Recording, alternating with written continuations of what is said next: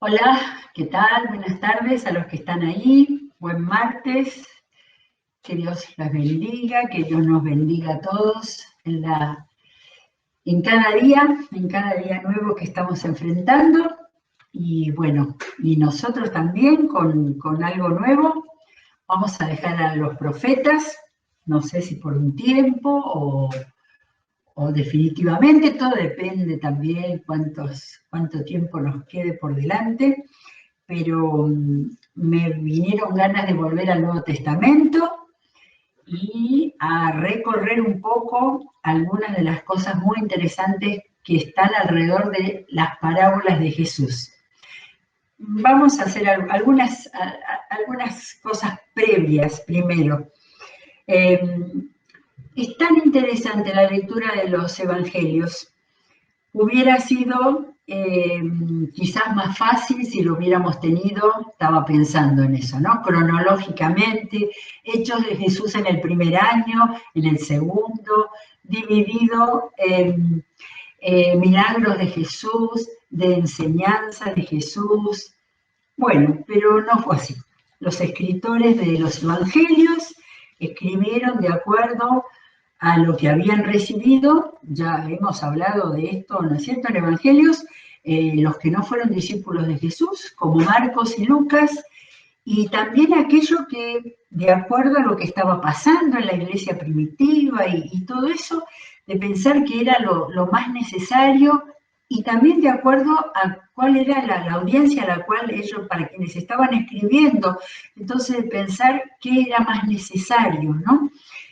Buscando parábolas, me di cuenta que Marcos, que es el evangelio más corto, más conciso, más activo, ¿no? Acuérdense que a Marcos lo llaman el periodista de los evangelistas, tiene muy poco relato de parábolas, porque claro, él prefirió mostrar los hechos de Jesús, milagros y enseñanzas, milagros y enseñanzas. Y entonces nunca me había dado cuenta de eso. Cuando uno se pone a mover la lectura, por ejemplo, en este caso, en los Evangelios, que es un libro de narraciones, ¿no es cierto? Y entonces a ver y a tratar de entender, usar las referencias, cosa que es tan importante. Estoy leyendo esto en Marcos y tengo, eso sí, las Biblias de estudio. Creo que las otras no lo tienen. Al comienzo de un episodio tienen en qué otros evangelios ustedes se encuentran en el mismo episodio. Y está la posibilidad de mirarlos, de compararlos, no para criticar a los autores, que no tenemos autoridad ni conocimiento para criticarlos, pero sí para entender qué otra mirada pudo haber habido que enriquezca nuestro conocimiento y que nos dé también elementos para la interpretación. De manera que el trabajar sobre los evangelios siempre es, iba a decir difícil, pero no es esa la idea.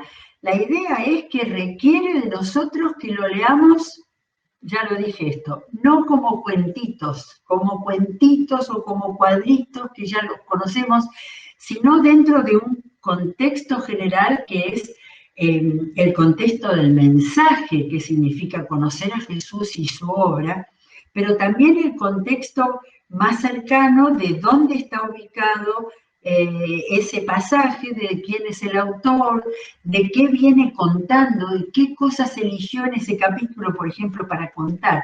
Y así vamos descubriendo tantas cosas que nos hacen entender mucho más todo.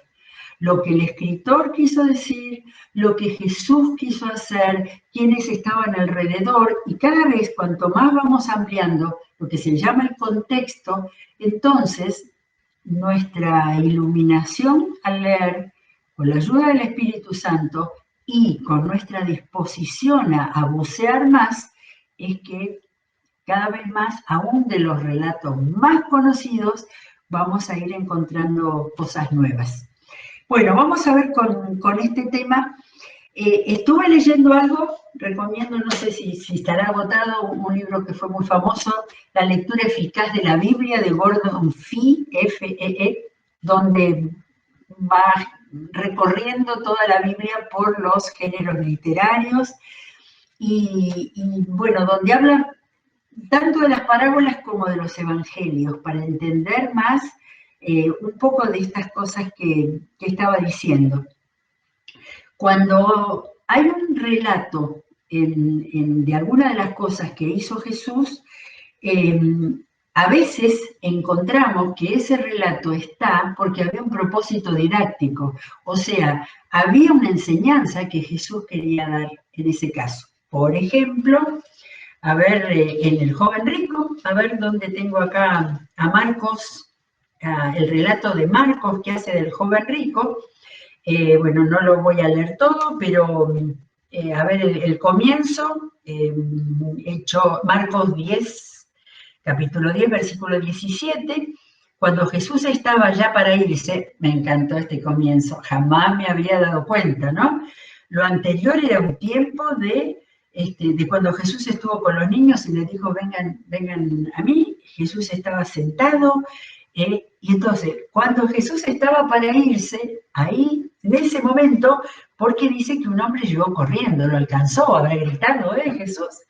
Llegó corriendo y se postró delante de él. Y ahí está esa tan interesante conversación, ¿no? Que respetuosamente empezó diciéndole, maestro bueno, y hace la pregunta de entrada, ¿qué debo hacer para heredar la vida eterna? ¿No? En esta lectura nueva que le hice a lo del joven rico, me di cuenta de que lo hemos dejado a él como el rico que no quería dejar las posesiones, pero en realidad era un cumplidor de la ley que venía a buscar a Jesús, no a pedir que le haga ningún milagro, sino a preguntarle qué debía hacer para heredar la vida eterna. Jesús lo trata firmemente, le dice, ¿por qué me llamas bueno?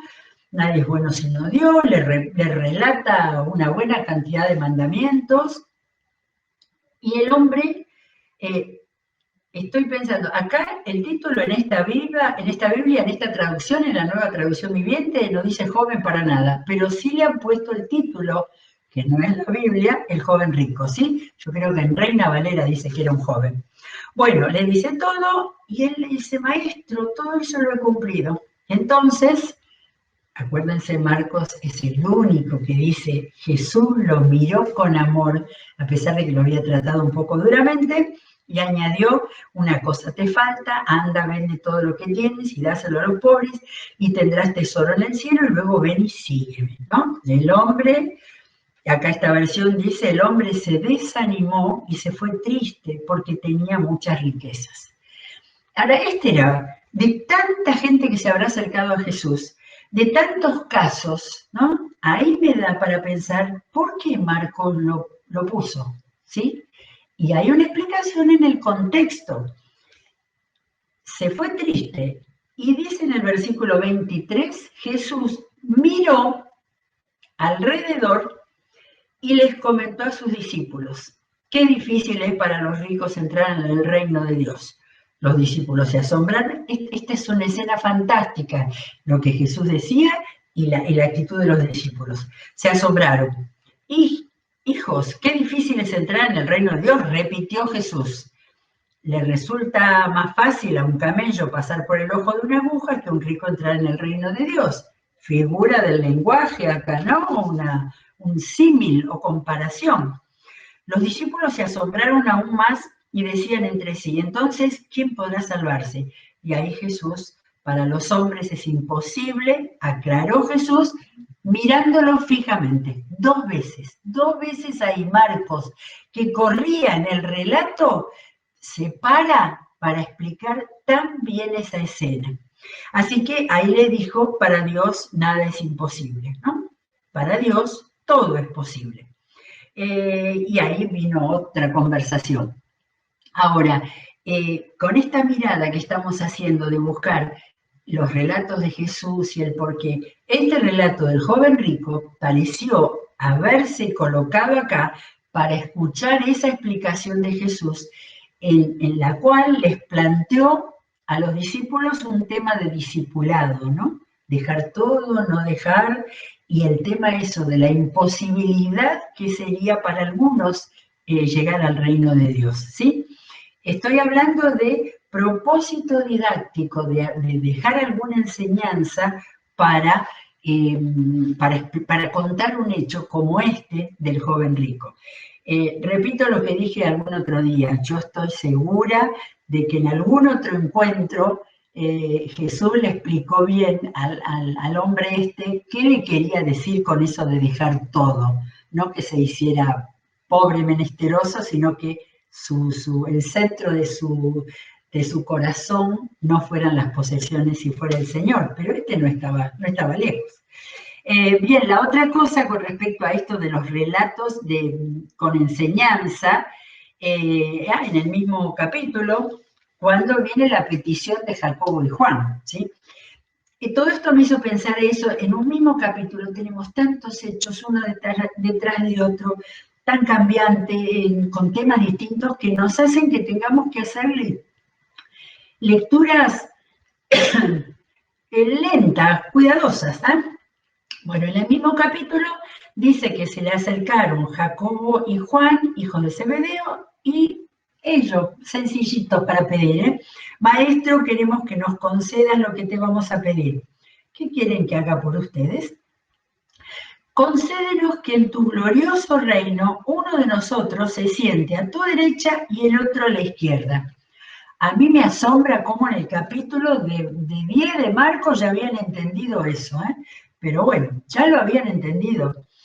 No saben lo que están pidiendo, les replicó Jesús.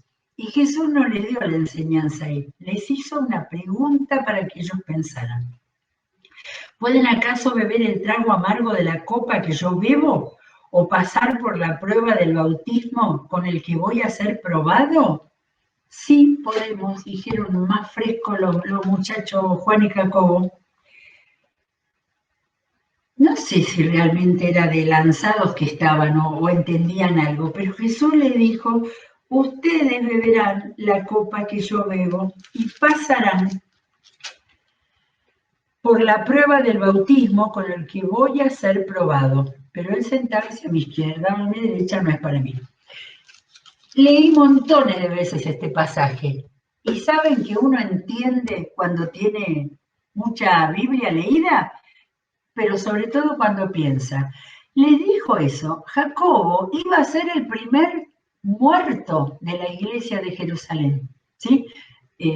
Además de, no me acuerdo ahora si fue antes o después de Esteban, pero la primera persona dentro de la iglesia, y se considera que era como el pastor o el líder de la iglesia de Jerusalén, fue este Jacobo, ¿sí? Así que ya lo creo que iba a pasar por lo de Jesús. Y Juan vivió hasta el final y murió preso, pasando todas las vicisitudes de su larguísima vida, ¿sí? Así que no hay nada que esté desconectado en la Biblia y que no podamos, con todo el contexto, en este caso, del Nuevo Testamento, para entender que esto tiene un correlato con los primeros capítulos del libro de los Hechos.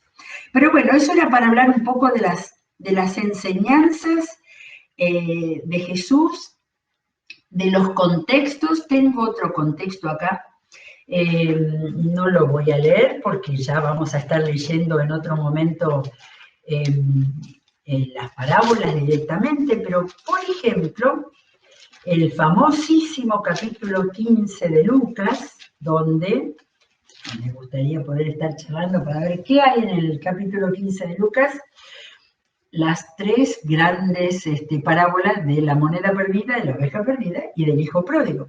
Pero, ¿cómo vinieron? ¿De dónde salieron? Primero, 2 versículos dicen, muchos recaudadores de impuestos y pecadores se acercaban a Jesús para oírlo.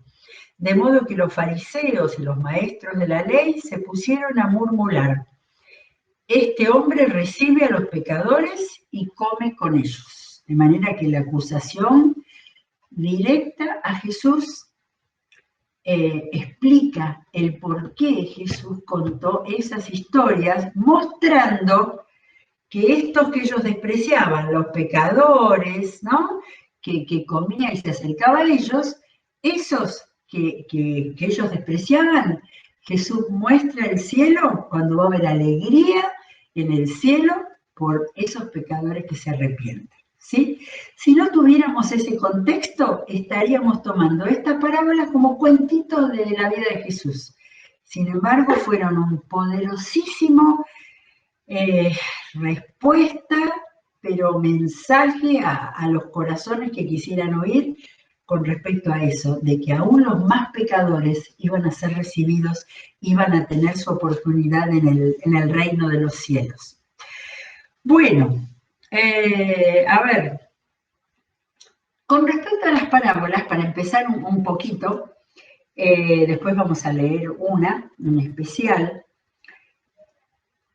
Están las ideas de los destinatarios, ¿no? Las parábolas son lenguaje sencillo, en lenguaje sencillo, relatos sencillos, con una sola enseñanza particular, ¿sí?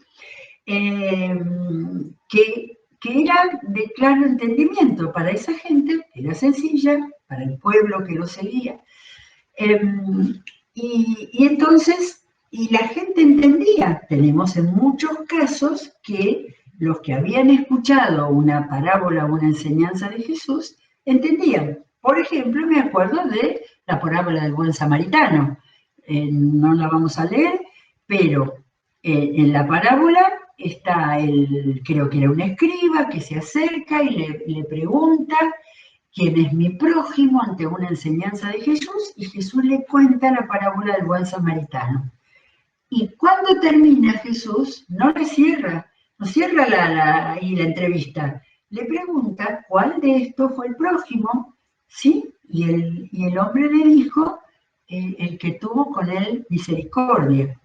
De manera que eso es una demostración que la gente que estaba alrededor de Jesús entendía las parábolas porque era con aquello que ellos manejaban normalmente, ¿no? Con tantas figuras de lenguaje que se usaban en el mundo oriental, estos relatos llamados parábolas eran comprensibles para ellos. Ahora voy a ir a otra cosa que aparentemente contradice esto, pero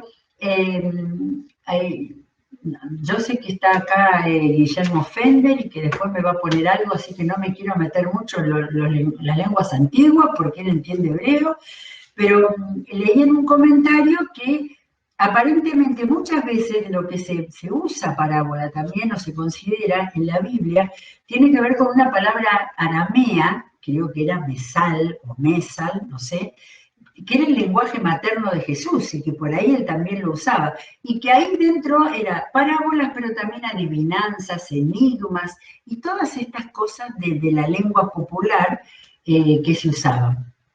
Así que esto viene a cuento de algo que aparece en Marcos y que parece contradecir este tema del uso de las parábolas, porque en Marcos 4,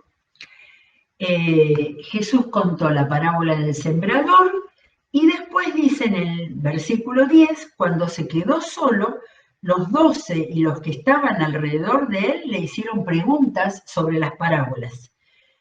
Y Jesús les contestó, a ustedes se les ha revelado el secreto del reino de Dios, pero a los de afuera, todo lo que les llega por medio de parábolas, ¿para qué? Y ahí una cita del profeta Isaías, para que por mucho que vean no perciban, y por mucho que oigan no entiendan, y no sea que se conviertan y sean perdonados. Dificilísima esta cita, pero esta cita está dentro de un contexto de Isaías donde Dios estaba juzgando, ¿sí?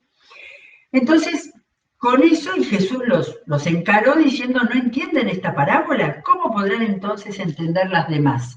Entonces da toda la impresión de que esto que les dice, que a ustedes se les ha revelado el secreto del reino, era para que no entiendan, ¿sí? Pero por eso de ahí la idea esta que posiblemente lo de parábola con lo de adivinanzas, enigmas y todo eso tenía un significado, ahí quedaba esa duda. Pero Marcos puso esa cita del profeta Isaías.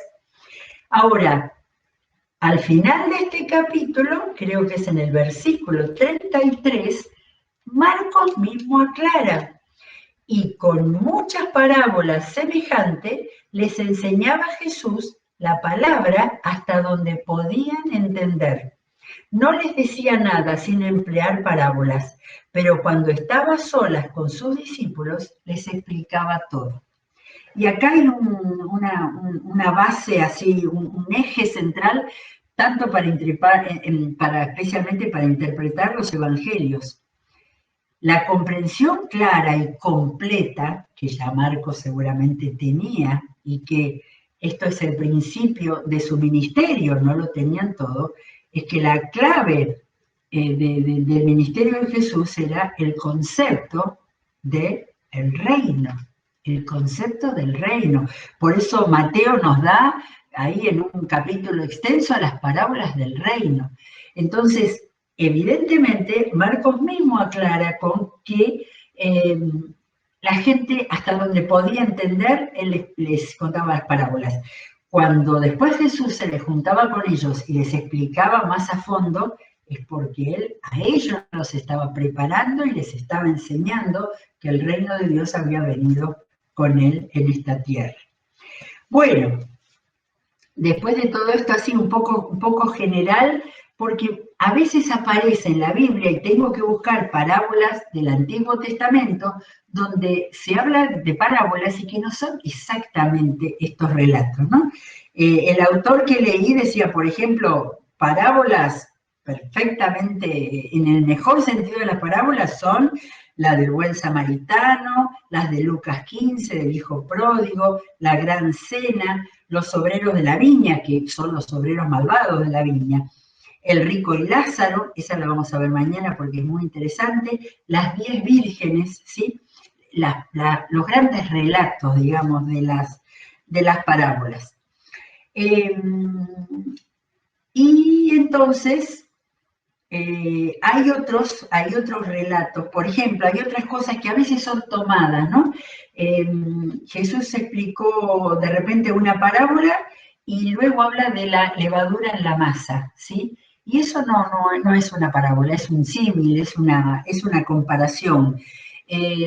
Jesús explicó, dio también muchos dichos, ¿sí? Es decir, cuando dijo ustedes son la sal de la tierra, ustedes son la luz del mundo, y eso son metáforas que después se aplicó también a él mismo. Así que hay todo un conjunto de posibles miradas a tantos relatos que Jesús fue contando y mezclando con sus enseñanzas, siempre para que fuera más claro y para que llegaran a las gentes. Bueno, y una cosa muy importante, y ahora quiero leer una parábola, por lo menos una, ¿sí?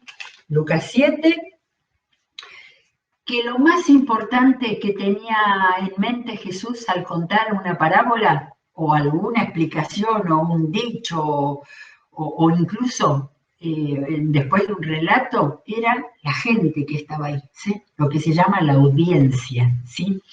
Está el relato en Lucas 7 que dice que uno de los fariseos invitó a Jesús a comer, y así que se fue a la casa del fariseo, se sentó en la mesa y apareció, voy a apurarlo, Lucas 7:36. Vino una mujer pecadora, y cuando ella se enteró de que estaba Jesús comiendo en casa del fariseo, es la que derramó un frasco de alabastro lleno de perfume, llorando se arrojó a los pies de Jesús, se los bañó en lágrimas, se los secó con los cabellos, los besaba y los ungía, ¿sí? Más muestra de amor imposible. Y molestó al fariseo que viniera esa mujer, y entonces dice que Simón pensó para sí, si fuera profeta, sabría quién es esta mujer. ¿Está? Entonces Simón le dijo, tengo una cosa que decirte. Y le contó una parábola. 2 hombres le debían dinero a cierto prestamista, uno le debía 500 monedas de plata y el otro 50. Como no tenían con qué pagarle, les perdonó la deuda a los 2. ¿Sí? Sencillito, sencillito. Y terminó con una pregunta. Ahora bien, ¿cuál de los 2 lo amará más? Qué rara esa pregunta, de amarle. Supongo que aquel a quien más le perdonó, contestó Simón. Has juzgado bien, le dijo Jesús. Se volvió hacia la mujer y le dijo a Simón, ¿ves a esta mujer? Cuando entré en tu casa, No me diste agua para los pies, pero ella me ha bañado. Me ha bañado los pies en lágrimas y me los ha secado con sus cabellos. Tú no me besaste, como se acostumbraba, pero ella, desde que entré, no ha dejado de besarme los pies. Tú no me ungiste la cabeza con aceite, pero ella me ungió los pies con perfume. Por eso te digo, si ella ha amado mucho, es porque sus muchos pecados le han sido perdonados. Pero a quien poco se le perdona, poco ama. Entonces le dijo Jesús a ella, tus pecados quedan perdonados. Y el relato no termina ahí, porque ahí está la audiencia. La audiencia es Simón, que por su actitud así despectiva hacia Jesús, que lo invitó a estar ahí y no, lo invitó a su cena, pero no le hizo nada de lo que se hacía con un huésped. Y la otra era la mujer y todos los otros que estaban mirando esto. A la mujer le hizo todo, la puso como ejemplo y le dijo, tus pecados quedan perdonados. Los otros invitados comenzaron a decir entre sí, ¿quién es este que hasta perdona pecados?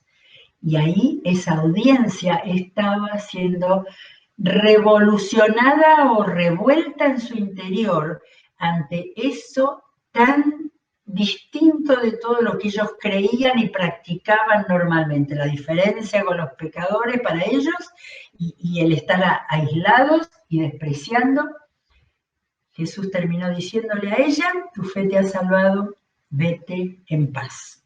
Así que acá tenemos el ejemplo de una parábola que es muy sencillita, pero interesante, pero que lo que importa es todo lo que pasó alrededor. La audiencia de Jesús, los que estaban ahí, la mujer misma que hizo un acto así, como de repente puede hacer una persona que no es querida en la sociedad y que es rechazada, de hacer algo sin que le importe y sin pensar demasiado el riesgo. No es para sacar la parábola de contexto y contarla separadamente. Eso se hace con los chicos en general para que entiendan las enseñanzas de Jesús. Pero acá había todo un trasfondo impresionante, esto para hacer una novela con todo esto, porque ahí mostró cómo Jesús enseñaba sencillamente para que se entendieran las grandes e importantísimas verdades del reino de Dios que él estaba estableciendo y que poco a poco lo fue abriendo y mostrando en su largo ministerio. Por eso hasta es importante cuando uno ve, esto es Lucas 7.